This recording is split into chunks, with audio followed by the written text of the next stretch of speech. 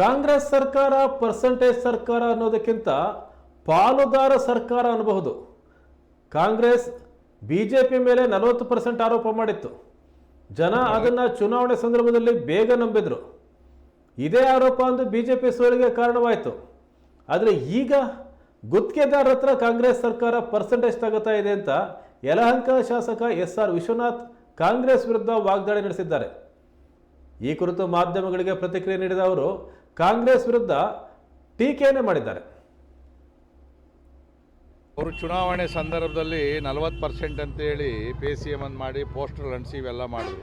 ಯಾಕಂದರೆ ಆ ಸಂದರ್ಭದಲ್ಲಿ ಚುನಾವಣೆ ಸಂದರ್ಭ ಜನ ಭಾಳ ಬೇಗ ಕೂಡ ಅದನ್ನು ನಂಬದಂಥ ಪರಿಸ್ಥಿತಿ, ಅದರಿಂದ ನಾವು ಕೂಡ ಸೋಲೋದಕ್ಕೆ ಒಂದು ಕಾರಣ ಆಯಿತು.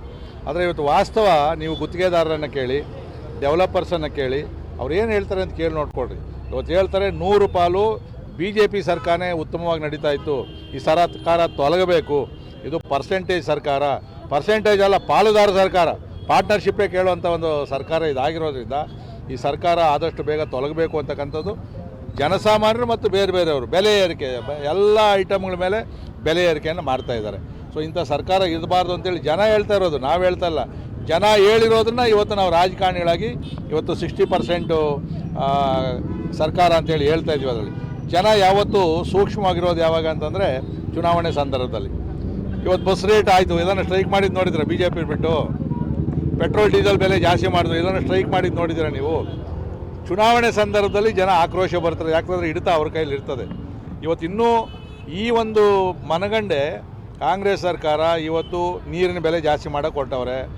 ಈ ಥರ ಎಲ್ಲ ಬೆಲೆಗಳನ್ನು ಜಾಸ್ತಿ ಮಾಡ್ತಾರೆ. ಅವ್ರಿಗೆ ಗೊತ್ತು ಜನ ಏನು ಮಾಡೋದಿಲ್ಲ, ಹೆಂಗೂ ನೆಕ್ಸ್ಟ್ ನಾವು ಎಲೆಕ್ಷನಲ್ಲಿ ಗೆಲ್ಲಲ್ಲ, ಏನೇನು ಮಾಡೋಕ್ಕಾಗ್ತದೋ ಎಲ್ಲವನ್ನ ಮಾಡಿ ಮುಗಿಸೋಣ ಅಂತಕ್ಕಂಥ ತೀರ್ಮಾನವನ್ನು ಅವ್ರು ಈಗಾಗಲೇ ತಗೊಂಡಿದ್ದಾರೆ.